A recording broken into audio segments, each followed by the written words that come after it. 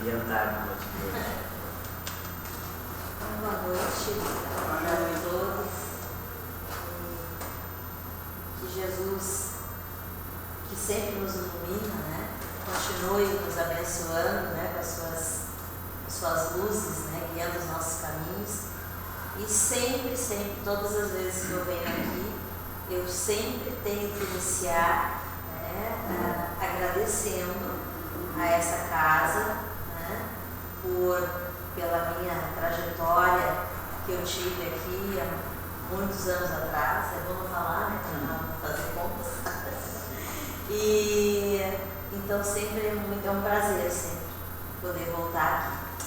O nosso assunto de hoje é uma pergunta. O André me passou uma pergunta, né? Então é a nossa reflexão de hoje. E a pergunta é: por que reencarnar? E é interessante porque somos, né, espíritos reencarnados, mas no dia a dia nós não nos perguntamos.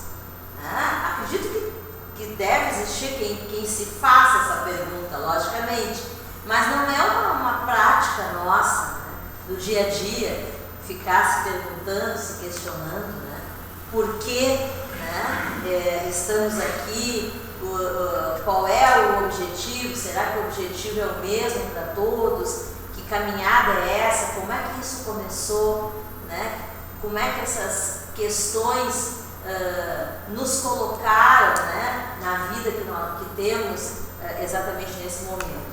E dentro dessa questão, nós vamos trabalhar assim, a nossa reflexão sempre, né, baseado na codificação de Allan Kardec, né, nós precisamos retornar às obras básicas, né, porque são elas que nos dão a diretriz, né, dos caminhos que nós precisamos percorrer.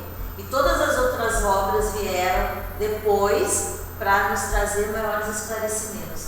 Mas sempre as obras básicas, né, a codificação de Kardec tem que estar, né, junto de nós. E Kardec, ele sempre colocou e aparece nas obras, né, a célebre frase, né, que é nascer, morrer, renascer, ainda, progredir sempre, tal é a lei. Então essa é uma frase conhecidíssima de Allan Kardec. E tudo isso já vem nos trazendo aí algumas interrogações. E quando eu sempre gosto de dar uma passada pela história da humanidade, né? Porque a história da humanidade, quando a gente compreende os fatos históricos, a gente tem mais facilidade para compreender a vida de hoje. Os fatos do passado nos explicam, né, através da análise dos fatos passados, nós podemos compreender o que nós estamos vivendo hoje. E quando nós voltamos para o passado, lá para o início da formação do nosso planeta Terra, né, e vamos caminhando para frente na evolução da humanidade, passando pelos homens primitivos, os primeiros habitantes do planeta Terra, que hoje a gente tem confirmado, né, pela ciência, o que o Espiritismo já dizia, especialmente através do livro de Emmanuel, A Caminho da Luz, que já trazia informação de que os primeiros habitantes do planeta Terra tinham encarnado no continente africano. E hoje a ciência confirma o que Emmanuel nos trouxe como informação no livro A Caminho da Luz. E quando nós pensamos desde aquela época, desde os homens primitivos, primeiros nômades, né, que andavam perambulando sem ter noção de família, de organização, sem ter uma fala, né, ainda também organizada, já eram portadores de sentimentos, mas ainda não tinham consciência dos sentimentos. Até que, num determinado momento da evolução humana, esses homens primitivos descobrem a caverna, né, a primeira morada, vamos dizer assim, a primeira parada virada, que a gente chama saindo da vida nômade para a vida sedentária, onde então as organizações da humanidade têm início. Ali então surgem, né, as primeiras famílias, começam a surgir as primeiras organizações, depois as primeiras lideranças, então vem os aglomerados, os vilarejos, surgem as cidades e essas cidades vão se ampliando até que surgem os países. Então assim, em 1 minuto, né, a projeção da humanidade inteira. Mas quando nós vamos analisar essa evolução da humanidade, nós vamos perceber que desde longínquas eras já havia a noção naqueles grupos humanos a respeito de que a vida não termina nesse planeta. Interessante, tá? Então, como a gente está fazendo essa reflexão, a vida ainda não estava organizada, né? Os povos não estavam organizados, mas esses primeiros aglomerados humanos começam a ter rituais, cerimônias, e nós temos os registros disso, que são comprovados através dos desenhos que eles faziam nas cavernas, que foi a primeira manifestação da escrita, né, que a gente chama de arte rupestre. E ali naquelas cenas, naqueles desenhos, se vê, através da análise dos arqueólogos, já cenas retratando a morte e a vida após a morte. Então, cabe-nos aqui já uma primeira pergunta: mas esses primeiros seres humanos, de onde eles tiraram essas ideias? De onde eles tiraram essas ideias de que existe vida após a vida, portanto a morte é apenas um momento do corpo físico, e que estes seres, estas almas, esses espíritos, depois retornam à vida novamente? De onde eles tiraram isso? Aqui nós já começamos a pensar.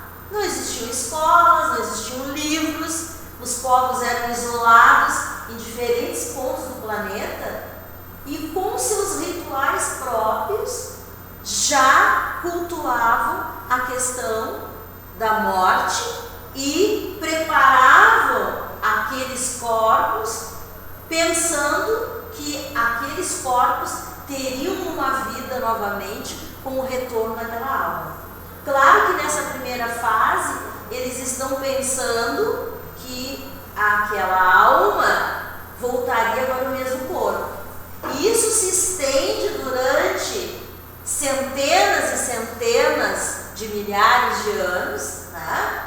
Quando nós vamos chegar até a era de Jesus, com o nascimento de Jesus, quando ainda vigorava a ideia de que o corpo físico seria o mesmo quando houvesse o retorno daquela alma. Daí a ideia dos dois termos, né, de ressurreição e reencarnação.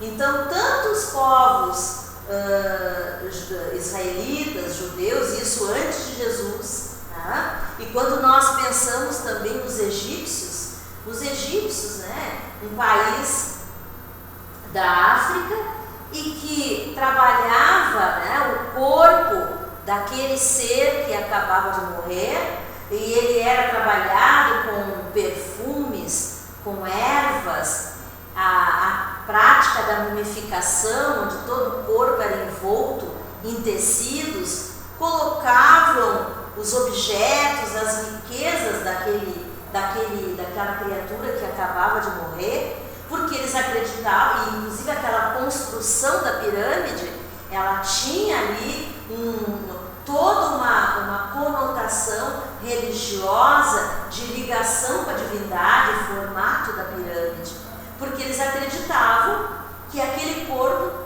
precisava receber tratamento, porque aquela alma iria até a uma região fora dos limites materiais, passaria julgamento e retornaria para o mesmo corpo.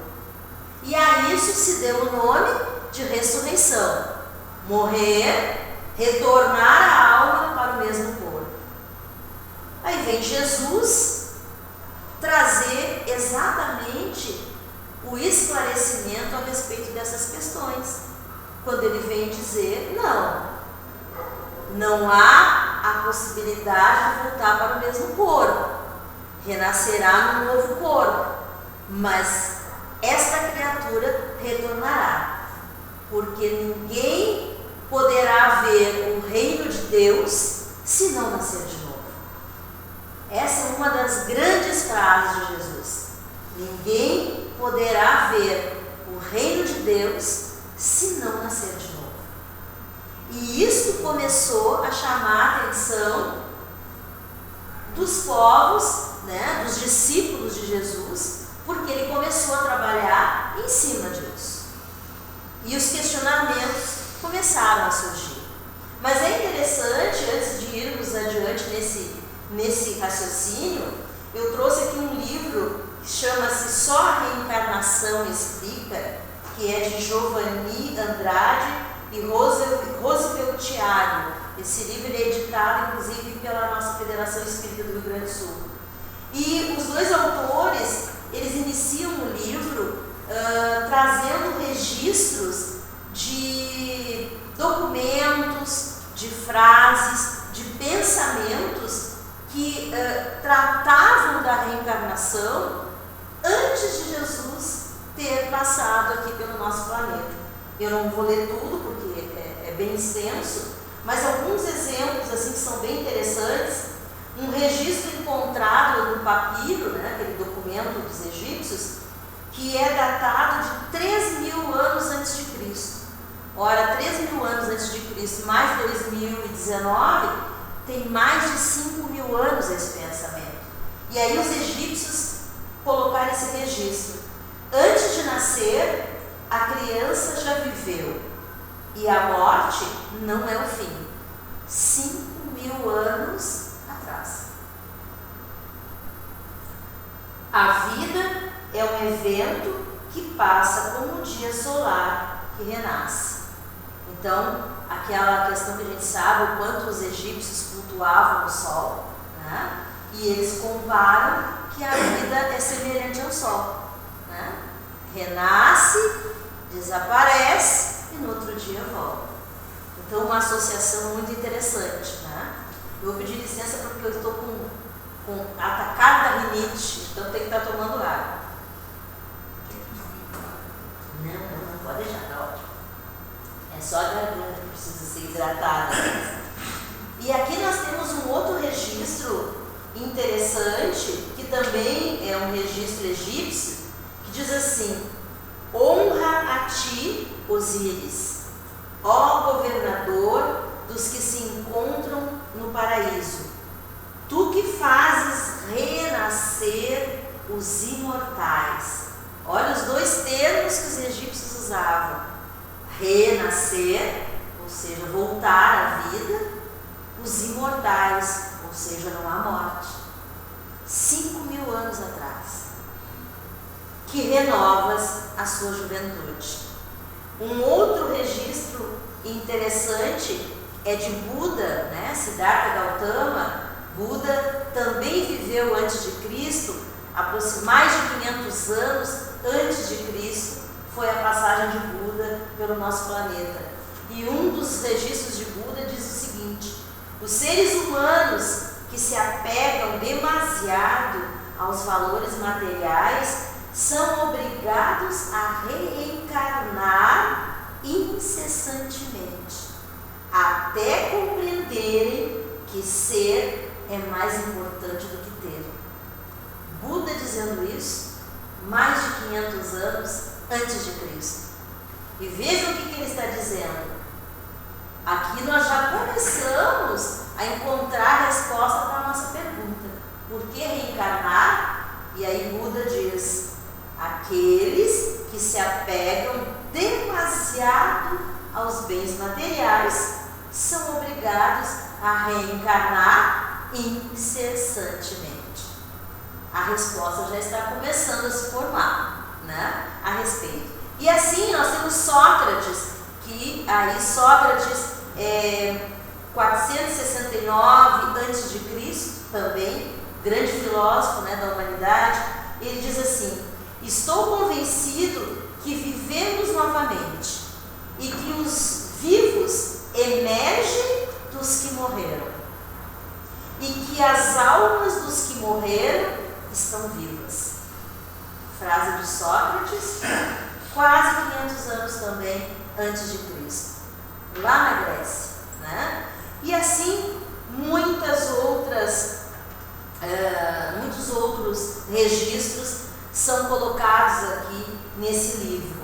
Então, como nós podemos pensar ainda, e a gente sabe o quanto dentro da nossa humanidade ainda existe a dúvida de que a vida continua após a morte.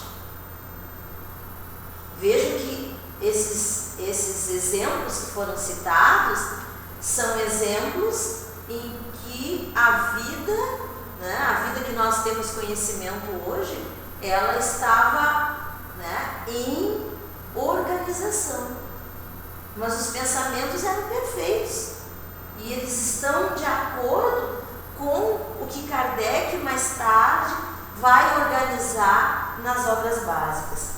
E dentro desses elementos todos que nós vamos percebendo a noção de reencarnação, eu trouxe aqui a seleção de algumas perguntas do livro dos Espíritos que nos fazem pensar muito sobre essa questão. E o livro dos Espíritos, quando nós pensamos no livro dos Espíritos, nós sabemos assim que nós podemos, né, afirmar que todas as nossas dúvidas nós vamos encontrar a resposta no livro dos Espíritos. Tá? É um livro que também tem que estar na nossa cabeceira, né, para fazer parte do nosso dia a dia. E lá na questão 115, Allan Kardec pergunta para os espíritos: uns espíritos foram criados bons e outros foram criados maus? E os espíritos respondem para Allan Kardec: Deus criou todos os espíritos simples e ignorantes, ou seja, sem conhecimento. Quem são esses espíritos simples e ignorantes? Somos nós, é a humanidade.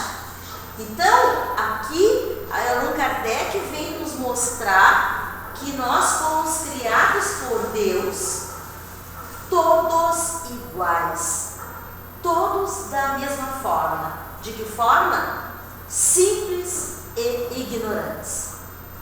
Então aqui já cai por terra uma série de questões, né, que nos faz levar a humanidade ao sofrimento, né? Quanto sofrimento a gente percebe, e agora nós ainda estamos no mês de novembro, em que se comemora, vamos dizer assim, a gente pode usar a palavra comemorar, porque é enaltecer, né,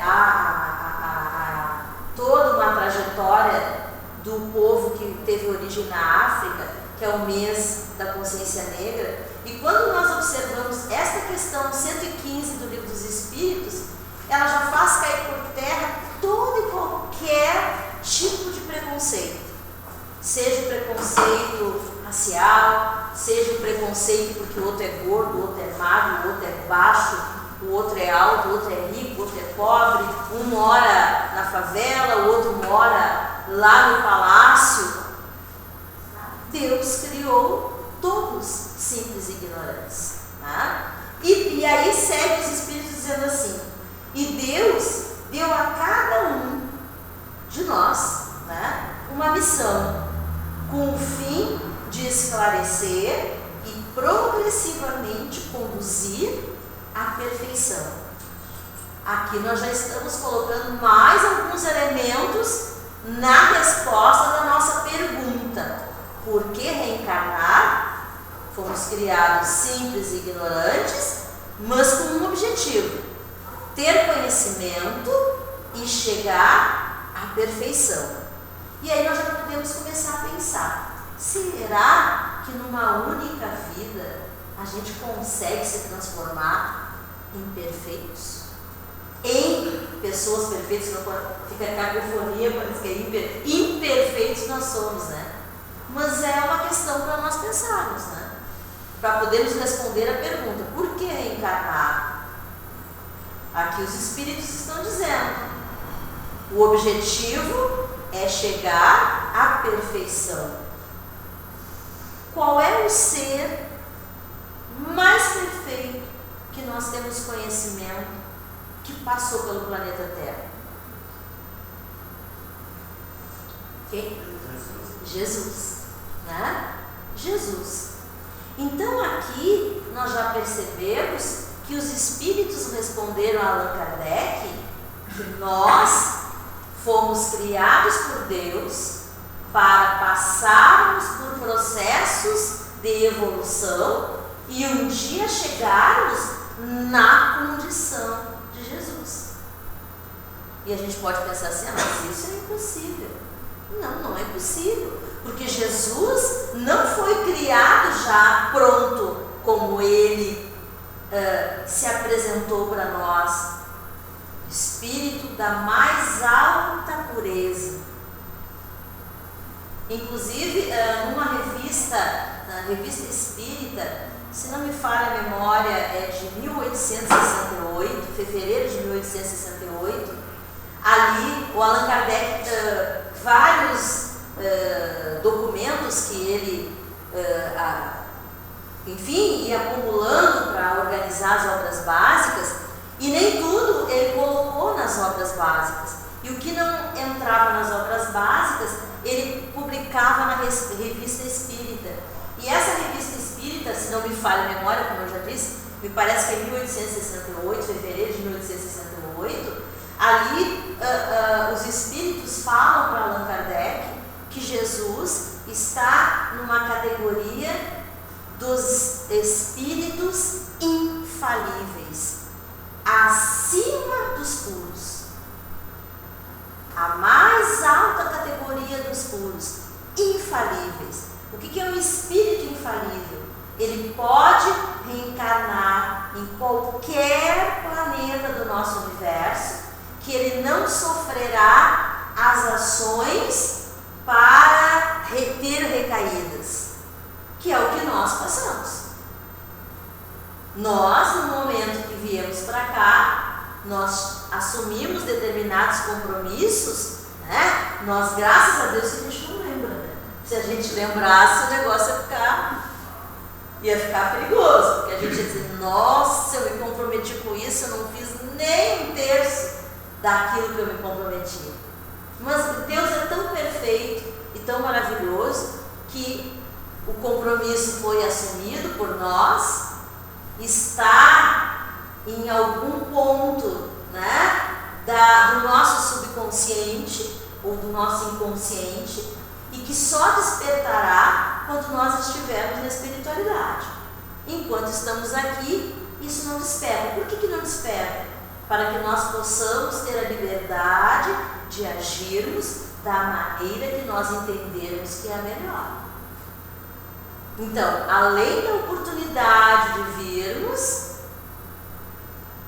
temos compromissos, mas mesmo assim, Deus nos dá liberdade de seguir na trajetória que nós definimos antes de reencarnarmos ou não. É o chamado livre-arbítrio. Mas todos nós já sabemos também, não é novidade para nós, né, dentro do Espiritismo, que o livre-arbítrio, ele tem data de validade.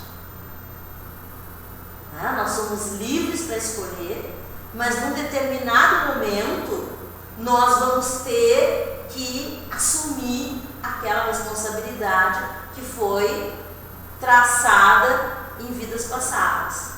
E aí a gente começa a pensar: mas eu conheço ciclano, fulano, beltrano, que viveu uma vida inteira, fulano morreu, e eu não vi, eu não percebi que ele tenha feito alguma coisa de interessante. Puxa, então esse aí está perdido. Esse perdeu a chance e acabou tudo para ele, porque ele teve uma vida e não fez por onde mostrar que estava progredindo. Esse é o pensamento dos materialistas. Tudo acaba aqui. Mas se tudo acaba aqui, por que a gente estuda? Para um dia chegar o momento da nossa morte e aquele estudo simplesmente a gente passa uma vida inteira trabalhando, fazendo com que as relações fiquem harmoniosas, acertando os problemas da família, né? Trabalhando para que possamos melhorar a nós mesmos. E aí um dia todos nós vamos morrer, porque a gente sabe que o que é certo na nossa vida é que nascemos e que um dia morreremos. Mesmo que a gente não queira pensar nisso, mesmo que a gente não concorde, que a gente acha que não é certo. Eu queria ficar para a eternidade. Sinto muito, mas não tem jeito. Essa é a lei divina. E a lei divina é imutável. O que muda são as leis humanas, mas as leis de Deus não. E aí, a pessoa passa por uma vida se sacrificando, e aí um dia ela morre e tudo acaba. Qual é o objetivo então da luta? E vejam que, mesmo que uma pessoa seja materialista, inconscientemente ela sabe que a vida não acaba, porque ela não deixa de lutar. Senão ela não lutaria. Ela ficaria sentadinha lá na casa dela, deixa o tempo passar. Não precisa me dar comida, não precisa me dar trabalho, não precisa me dar estudo. Não quero remédio, deixa eu ficar aqui. Uma hora eu vou ter que ir mesmo. Mas o que acontece com a maioria de nós seres humanos? Independente de acreditarmos ou não que existe uma outra vida, nós lutamos para que a nossa família tenha uma vida melhor, para que nossos filhos sejam melhores do que nós, né? Nós vibramos com os aniversários. De onde vem essa vontade? De onde vem esse pensamento inconsciente? E aí os espíritos respondem para Allan Kardec. Quando nós fomos criados simples e ignorantes, Deus colocou em nós algo chamado centelha divina. E a gente poderia traduzir para a linguagem atual um chipzinho. Colocou um chip em nós. E o que tem nesse chip? Todas as leis divinas. Nesse chip está contido a nossa luz. Então, quando nós vimos que nessa questão, Allan Kardec pergunta, mas Deus criou bons e maus? E os espíritos dizem, não, ele criou todos simples e ignorantes. Ele não determinou que um grupo vai ser o grupo do mal e o outro grupo vai ser o grupo do bem. Por quê? Porque tanto aqueles que nós classificamos como pessoas do mal, como aqueles que nós classificamos como pessoas do bem, todos têm essa centelha divina. Então, qual é a nossa tarefa nessa caminhada? Descobrir em nós, cada um descobrir em si essa centelha divina. Ou seja, o que nós precisamos descobrir em nós? A luz. Nós somos luz, porque nós viemos de Deus. Se viemos de Deus, nós não podemos estar no grupo das sombras. Nós não podemos fazer parte da escuridão. Nós somos luz. Bom, mas se nós somos luz, por que a gente sofre? Porque a gente tem liberdade de escolher o caminho. E aquela frase célebre também que a gente sempre usa na casa espírita: viemos para a casa espírita ou pelo amor ou pela dor. E na maioria das vezes viemos pela dor. A maioria das pessoas. Porque enquanto está tudo bem, a gente segue a vida, né? Aí o dia que a casa cai, alguém chega e diz: olha, quem sabe tu vai ouvir uma palestra para te poder te conectar com vibrações melhores, vai tomar um passe, vai participar de um grupo de estudos, vai entender as questões da vida. E aí a pessoa aceita o convite, vem, e aí ela começa a se modificar. Na verdade, essa transformação, nós poderíamos dizer que não é uma transformação, é a descoberta daquilo de bom que está dentro de cada um de nós. Então aqui nós já completamos um pouco mais a resposta. Por que reencarnar? Para que possamos descobrir a luz que está em nós. Para que possamos ter consciência de que nós fomos criados para o bem. A gente não se dá conta, a gente se perde, né, na caminhada, mas nós fomos criados para o bem. Falta E aqui, uma outra questão interessante,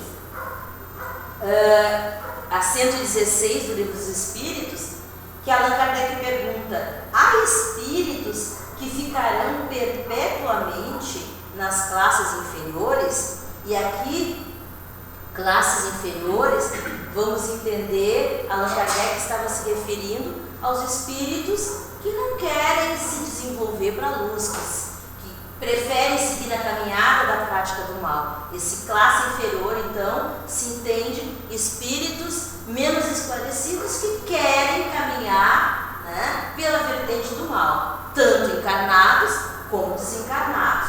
E aí ele pergunta: mas vão ficar para sempre assim?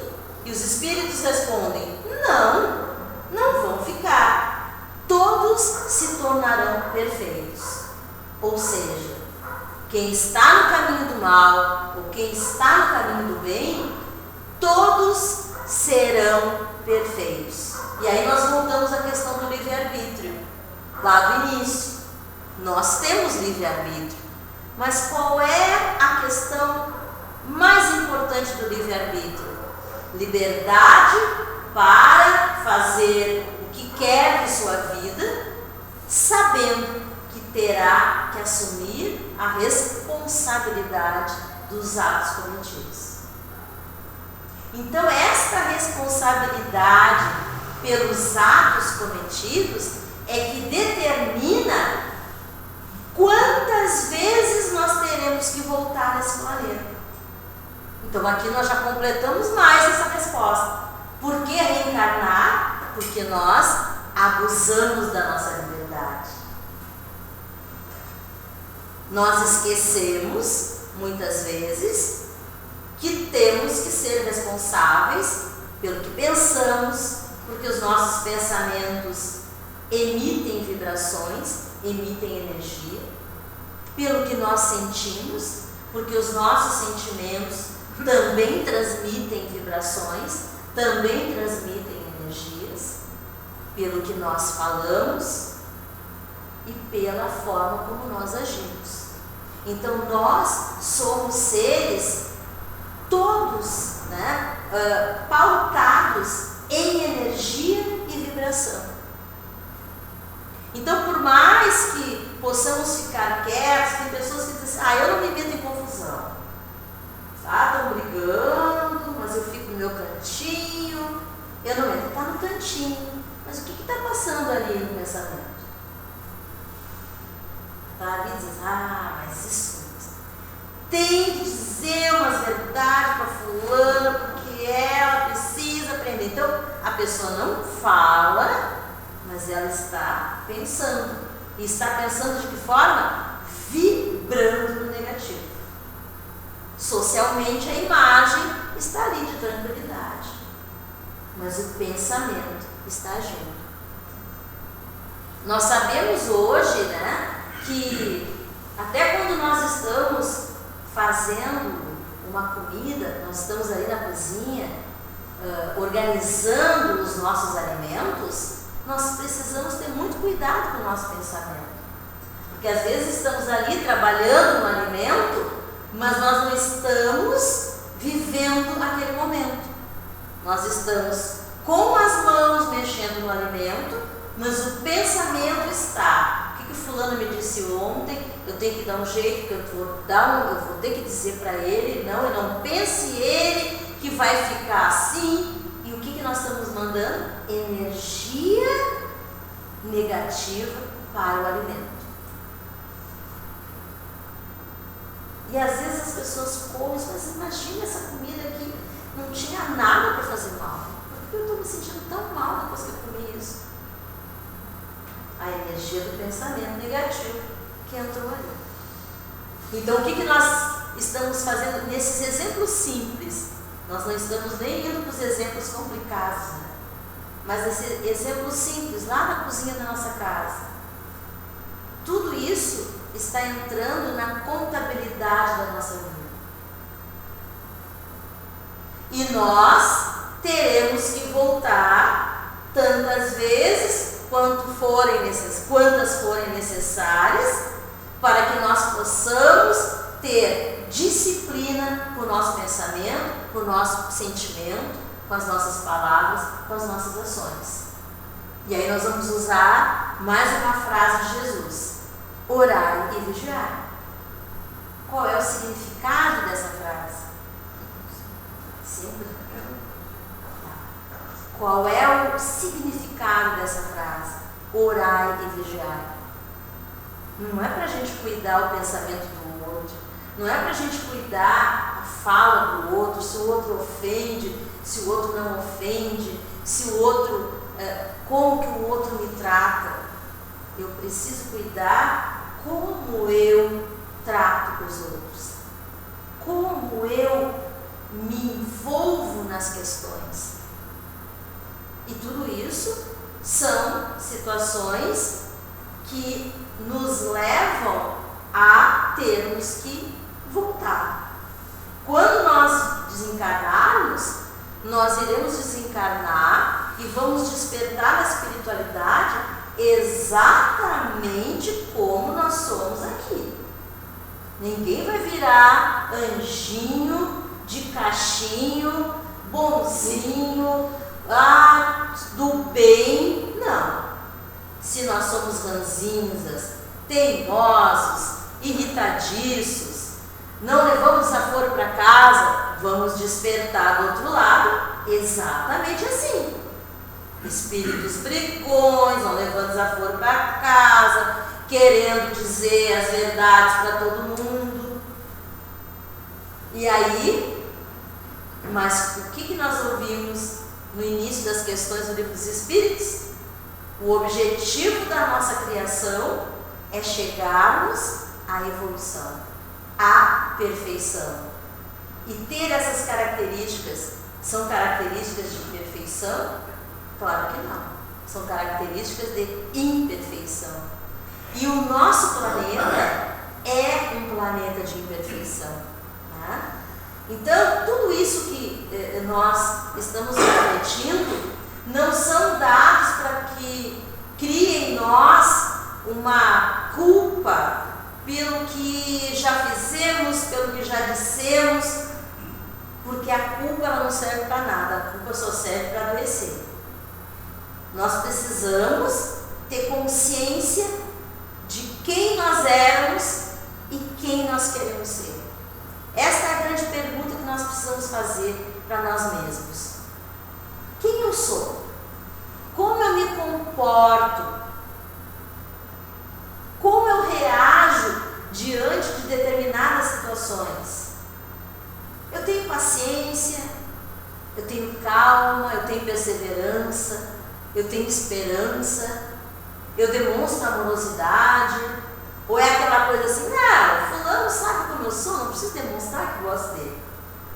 Para que demonstrar que eu gosto de tudo da família, as pessoas sabem? Então nós vamos nos acostumando com essa dureza, porque Porque a gente diz assim, o outro sabe como eu sou. Mas o outro não tem obrigação de saber como eu sou. Quem tem obrigação de saber como eu sou eu. E sou eu que preciso mostrar para o outro como eu sou. Ou sou eu que preciso dizer para o outro como eu quero ser tratado. Mas eu não posso obrigar o outro a me tratar do jeito que eu acho que é o certo. Eu preciso demonstrar o que é o certo. Então, nós só começamos a melhorar quando nós passamos a fazer essas avaliações. Avaliar nossa conduta. Não é para que isso nos deprecie, não é para que isso baixe a nossa autoestima, ao contrário. Se cada dia, no final do dia, nós fizermos uma reflexão, como foi o meu dia desde que eu acordei? Puxa, hoje eu disse uma palavra dura lá para o meu chefe, ou para a minha colega de trabalho. Não precisaria ter feito isso. Isso já é o caminho que Deus espera de nós. O que então, na verdade, Deus espera de nós algo muito mais simples do que nós nos cobramos. Ele espera de nós que nós tenhamos a humildade de reconhecer as nossas falhas. Mas não é reconhecer as falhas para se acomodar. É reconhecer as falhas para dizer, bom, nisso não estou muito boa ainda, mas eu quero melhorar. Então, o querer melhorar é o grande passo da evolução. Esse é o grande caminho da evolução. Tá? Já deu. Eu só vou contar, só para encerrar nessa questão interessante da evolução, que o nosso planeta, isso é um fato contado, eu recomendo quem não leu ainda, é um livro antigo, mas quantos livros existem na doutrina espírita e a gente não consegue ler todos como a gente gostaria. Mas o livro A Caminho da Luz é importantíssimo que a gente possa ter acesso a ele, porque ele traz toda essa formação da humanidade na visão espírita. É um livro ditado pelo Espírito Emmanuel. E aí ele traz um exemplo muito interessante que é da relação da formação lá no início do nosso planeta, quando o nosso planeta passou por um momento de, vamos dizer assim, uma avalanche de crescimento.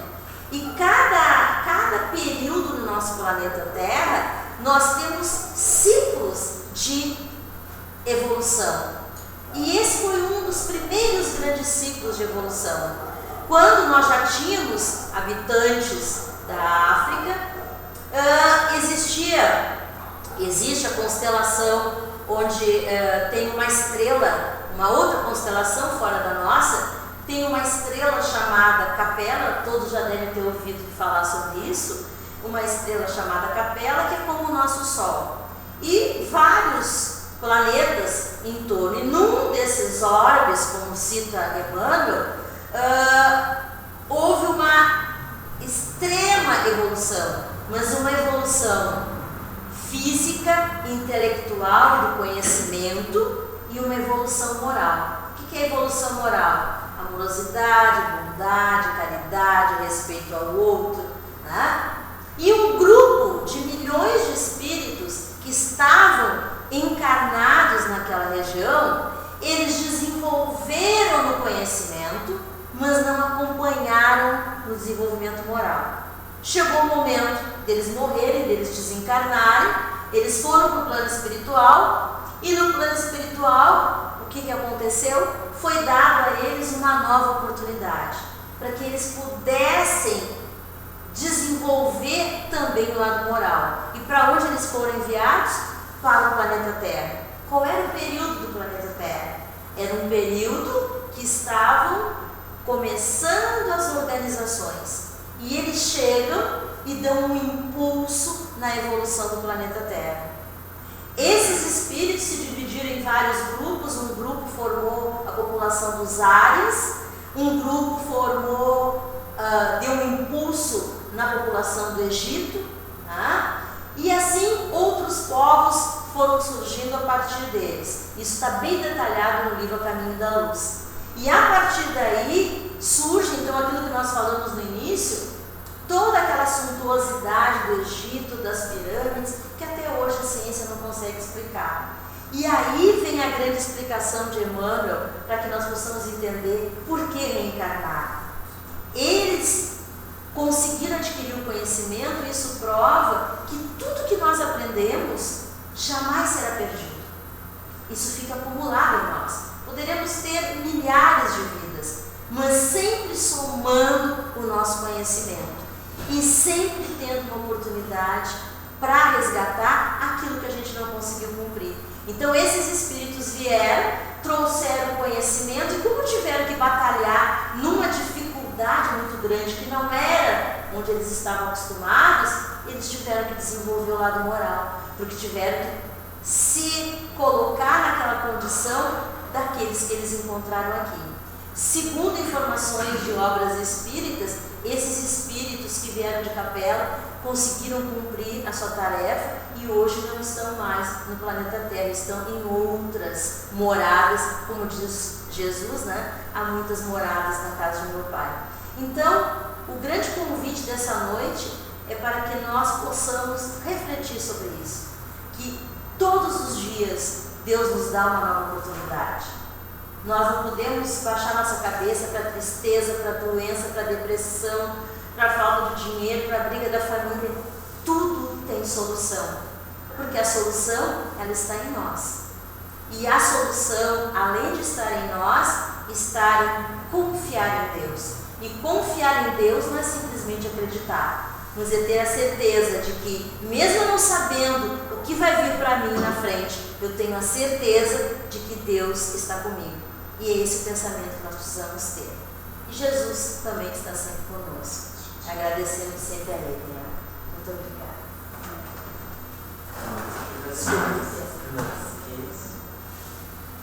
Tudo isso foi programado. Então, meus irmãos, vamos aproveitar esse momento que nos mantemos concentrados para agradecer a Ti, Pai querido, a oportunidade da reencarnação, prova maior do Seu amor com todos os Seus filhos. Ainda somos, Pai, muitos falhos, erramos, cometemos muitas vezes o mesmo erro. Nós estamos buscando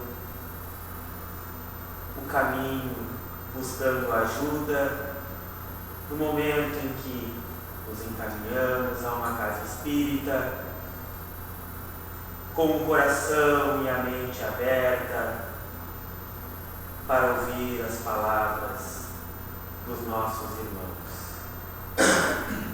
Então, Pai querido, com o nosso coração transbordando de gratidão, firmamos aqui o compromisso de que estamos buscando o conhecimento e vamos um dia sim desfrutar do banquete espiritual ao lado do nosso Mestre Jesus. Mestre que deixou o seu exemplo de amor, de caridade, que supera toda e qualquer dor, sofrimento, que possamos, através do seu exemplo, vencer as nossas dificuldades, os nossos vícios, tudo aquilo que ainda puxa o nosso pensamento para o lado mais obscuro, que possamos sempre refletir, estudar, orar, nos conectar com a espiritualidade, com os nossos irmãos, nossos mentores, com os trabalhadores desta casa que tanto nos auxiliam. Por isso somos gratos, Pai. Agradecemos também pela assistência sempre dada pela espiritualidade aos trabalhadores desta casa, que neste momento possam ter suas energias restauradas, sua esperança renovada, na certeza de que o trabalho vem sendo bem conduzido e que a espiritualidade jamais nos abandonará. Agradecemos também pelo apoio e amparo aos nossos evangelizandos. Sabemos que passam dificuldades físicas, espirituais, mas que com as nossas orações, com o amor dos nossos evangelizadores, com o apoio da espiritualidade, estes irmãos estão sendo protegidos, recebendo o amor, tendo a sua esperança a cada dia mais elevada, na certeza de que podem contar tanto com a espiritualidade quanto os seus evangelizadores. São irmãos e, como irmãos, devemos ajudar aos outros. Neste momento, meus irmãos, é um momento também que agradecemos ao nosso Pai pelos nossos entes queridos, aqueles que estão presentes conosco no nosso dia a dia e aqueles que já nos deixaram. Que o nosso Pai e os irmãos dessa casa possam levar a estes irmãos a nossa admiração, o nosso carinho, que possam ter suas energias cada vez mais elevadas, com muito amor, muita paz, aonde quer que esteja. E nesse momento também pedimos que cada um de nós possamos fazer a prece individual da maneira mais silenciosa possível, com toda a nossa fé, com todo o amor, para que possam ser atendidos se necessário. Oremos.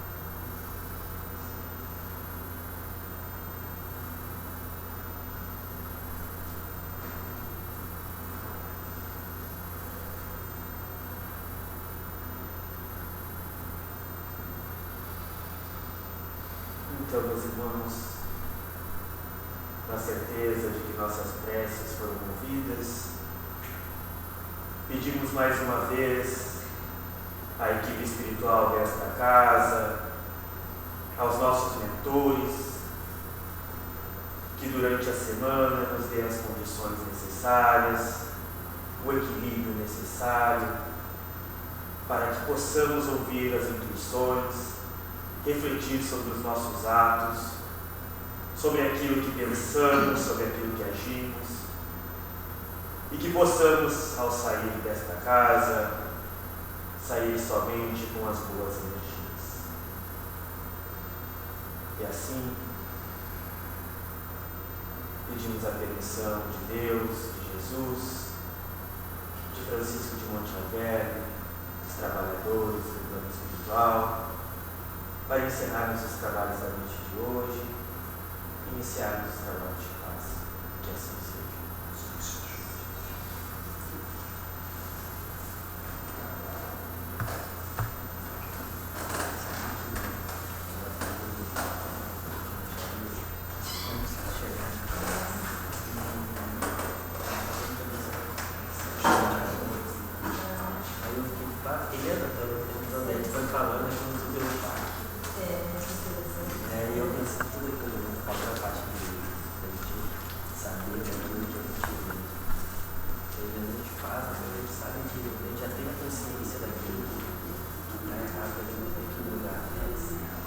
É difícil, que vai lá e